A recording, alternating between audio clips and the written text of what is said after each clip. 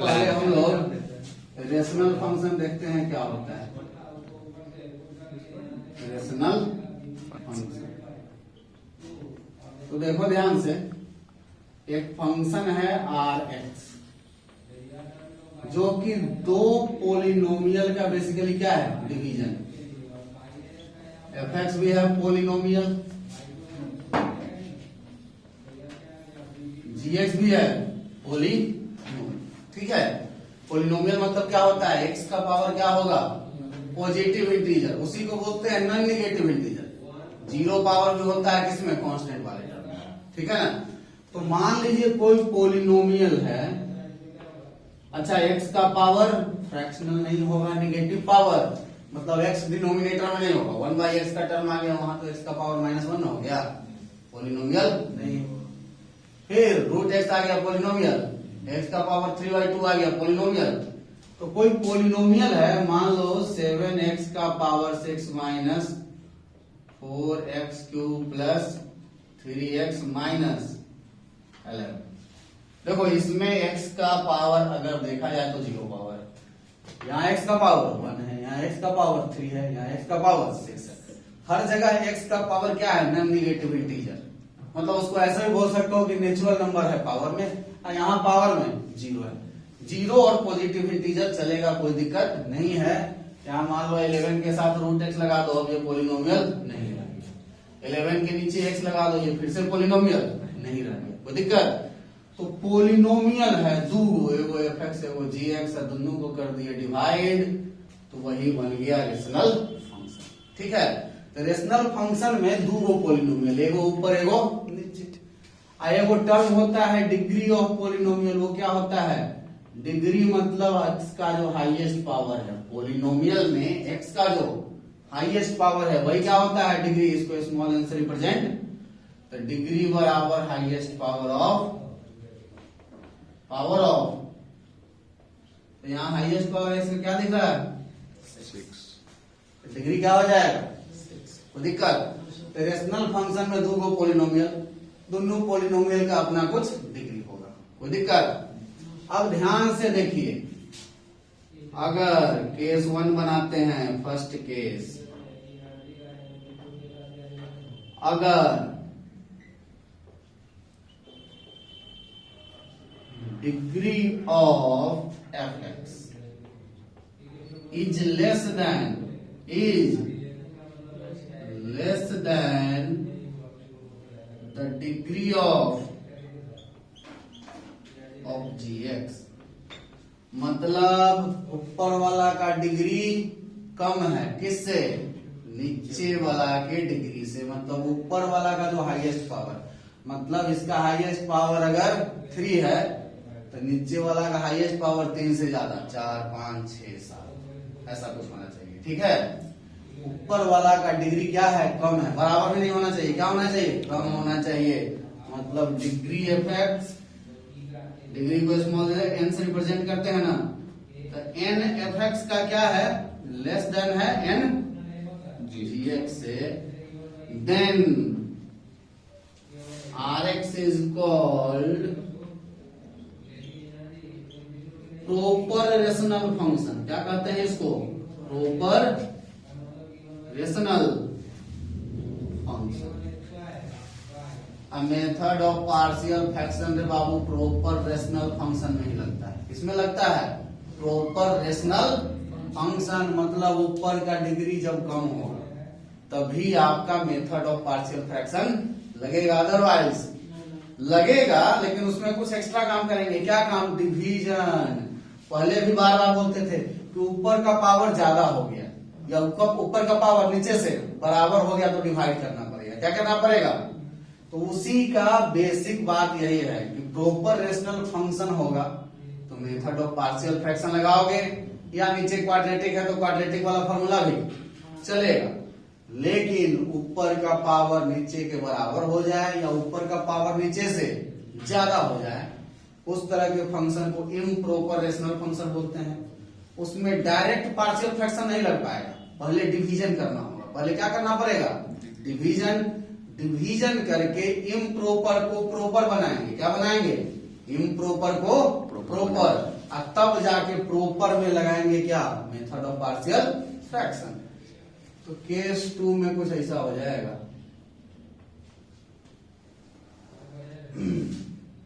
If degree of f x का degree या तो बराबर हो गया या ज्यादा हो गया, किससे, डिग्री ऑफ जी एक्स से, देन आर एक्स, मतलब उस केस में ये function f x by g x is called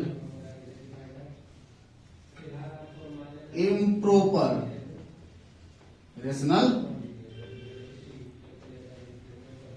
function. अब इस केस में आर एक्स को आप क्या करेंगे, कन्वर्ट करेंगे, डिवाइड करेंगे। क्या करेंगे, पहले तो डिवाइड करेंगे। क्या करेंगे, डिवाइड करेंगे। डिवाइड करके कुछ चीज अलग करेंगे। क्या करेंगे, कुछ चीज। मान लो एक फंक्शन हम डिवाइड करने के बाद अलग कर दिए, ठीक है, ऊपर वाला एफ एक्स तो रह नहीं गया, वो डिवाइड होके थोड़ा उसमें कम गया है। ऊपर वाला मान लो यू एक्स बन गया, नीचे वाला तो अभी भी क्या रह जाएगा। अब इस ux में ऊपर का डिग्री कम हो चुका है। ऊपर का डिग्री ये क्या किए हैं, डिवाइड किए हैं। क्या किए हैं, उसको डिवाइड किए, fx को gx से डिवाइड करके कुछ चीज अलग करते हैं ना, वही अलग वाला को नाम क्या दे दिए, hx। अब बाकी ऊपर वाला अब सेम तो रह नहीं जाएगा, तो नया चीज कुछ ux बन गया और नीचे अभी भी क्या रह गया, gx।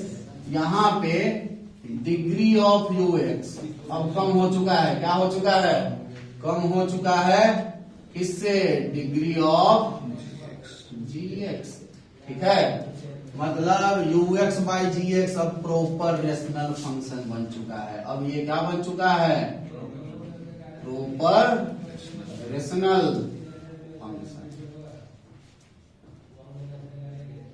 तो इम्प्रॉपर में पार्शियल फ्रैक्शन लगाने से पहले उसको प्रॉपर रेशनल फंक्शन में कन्वर्ट कर लेंगे और इसका इंटीग्रेशन तो बड़ा आसानी से हो जाएगा। इसका इंटीग्रेशन आसानी से हो जाएगा। तो नोट में क्या लिखेंगे, मेथड ऑफ पार्शियल फ्रैक्शन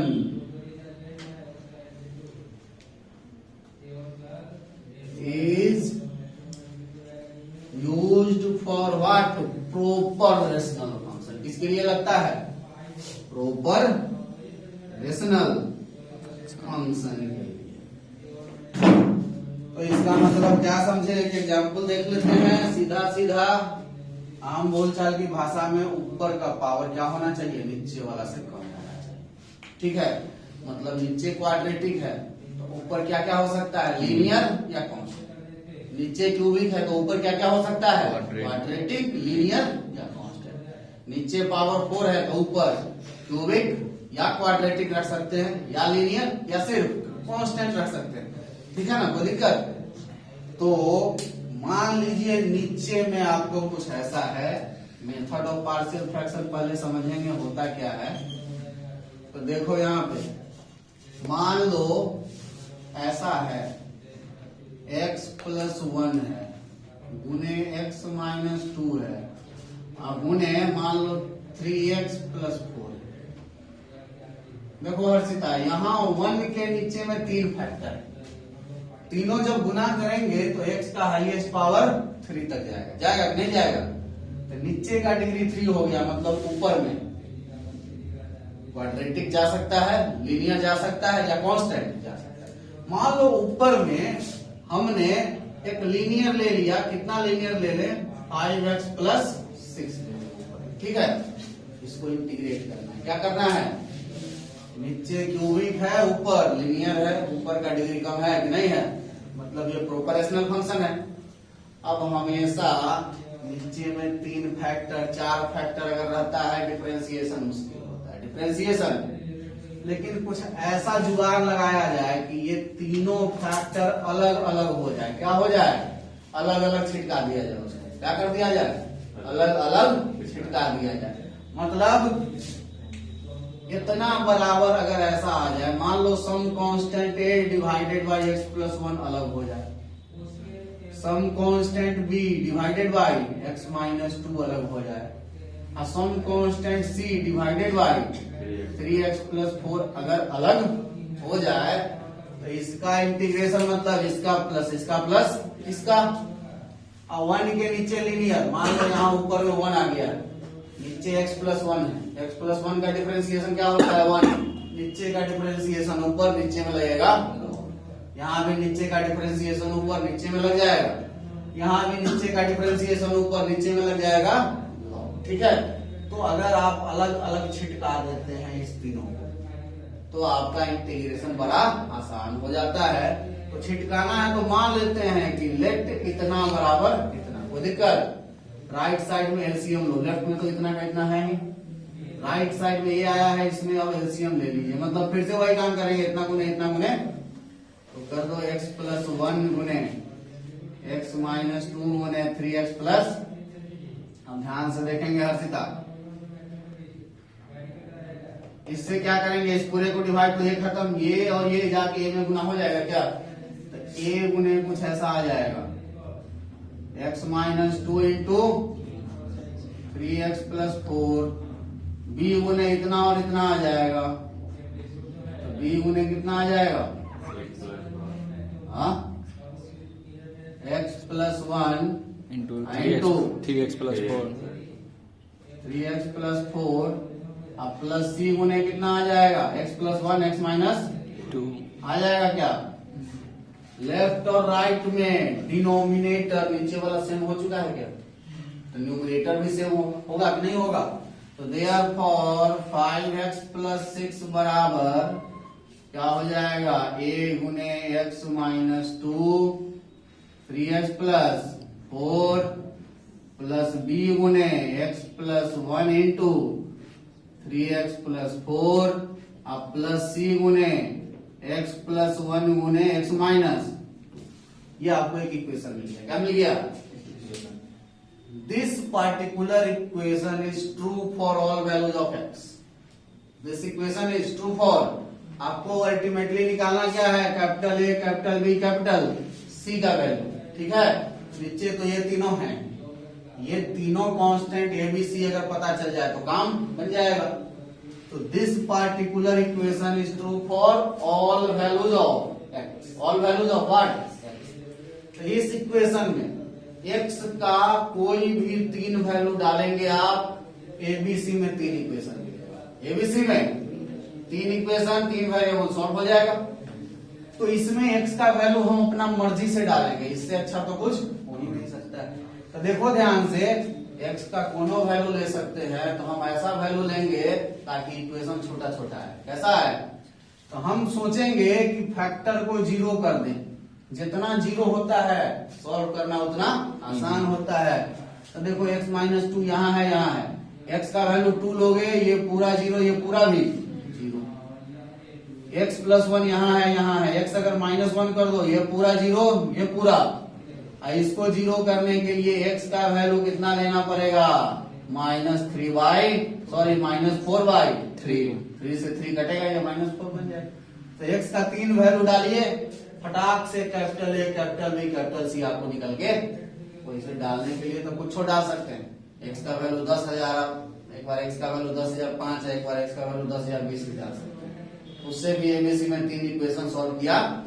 लेकिन अपना सुविधा देखना है तो एक बार पुट करो x बराबर 2, जैसे ही 2 पुट करेंगे 5 दूना 10 प्लस 6 16 बराबर, ये पूरा 0, ये पूरा 0, यहाँ 2 डाल दो, तो 2 क्या हो जाएगा, b गुने, बताओ, b इंटू 2 गुने 2 इंटू 10, 3 दूना 6 4 10।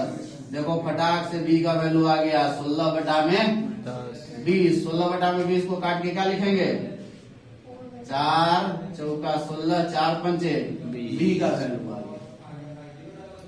एक बार पुट करो x बराबर कितना, -1, तो देखो क्या हो जाएगा, -5 हो जाएगा, ये +6 कितना बचेगा 1, ये 0 और ये 0 यहाँ डाल दीजिए, -1 -2 -3, तो a गुने -3 गुने -1 + 4 + 1, यहाँ से a का वैल्यू कितना आ गया, -1/3।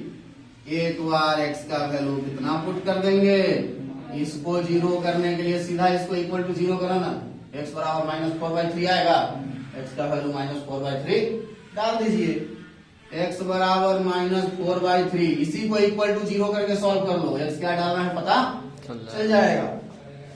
ये पूरा 0 हो जाएगा, ये पूरा भी। यहां डालो x का वैल्यू, तो देखो x का वैल्यू अगर डाल दोगे -4/3 तो 5 चौका -20/3 बनेगा क्या? इसमें जोड़ना पड़ेगा 6 बराबर, इसमें डालना पड़ेगा c गुने -4/3 + 1 कितना बचेगा? -1/3। Yes sir. अरे -4/3 + 1 कितना बचेगा? -1/3। -4/3 -2 -8/3 हो जाएगा क्या? नहीं, 10/3। -10/3 माइनस गुने माइनस प्लस हो गया, 3 18, तो ये -2/3 बराबर कितना हो गया? 3 इंटू 10/3 हो गया क्या? 3 से 3 कट गया, 10/9 होगा ना? Yes sir. तो यहाँ 3 कटा, तो c का वैल्यू बता दो कितना आ गया? -6/10 आया क्या? Yes sir. -6/10 को दूसरे को कर दो, -3/। देखो ध्यान से, आपको ABC तीनों मिल गया क्या हर्षिता? इसका मतलब 5x + 6 डिवाइडेड बाई x + 1 गुने x - 2 गुने 3x + 4। इसका इंटीग्रेशन करने कोई बोले, हम बोलेंगे भाई रे इसको बदल दो। क्या? a मतलब कितना आया है? -1/3 बटा में x + 1, तो इसको -1/3 इंटू x + 1, तो 1/x + 1dx पहला टर्म, -1/3 बाहर कर दिए हैं, कांस्टेंट है ना, तो कहीं भी जा सकता है। दूसरा इंटीग्रेशन b/x - 2, b का वैल्यू कितना आया है? 4/5। सब ठीक आया है कदा, जो आया ठीक आया। 4/5 इंटीग्रेशन कैसे आ जाएगा? b का वैल्यू गलत जी, ये 0, तो ये कितना हो जाएगा? कितना डाले हैं b में? 3 होगा क्या? हाँ चलो ना, कोई बात नहीं है। तो 10 से 16/30 हो जाएगा। 4 से फिर भी कटेगा, 4 चौका नहीं, 4 से नहीं कटेगा, नहीं 8/15 2 से कटेगा, 8/15। चलो 8/15 कर दो। 8/15 इंटीग्रेशन करेंगे किसका? 1/x - 2 का। 1/x - 2। हाँ, अगला क्या होगा बताओ? c का वैल्यू कितना है? -3/5। -3/5 बाहर चला जाएगा।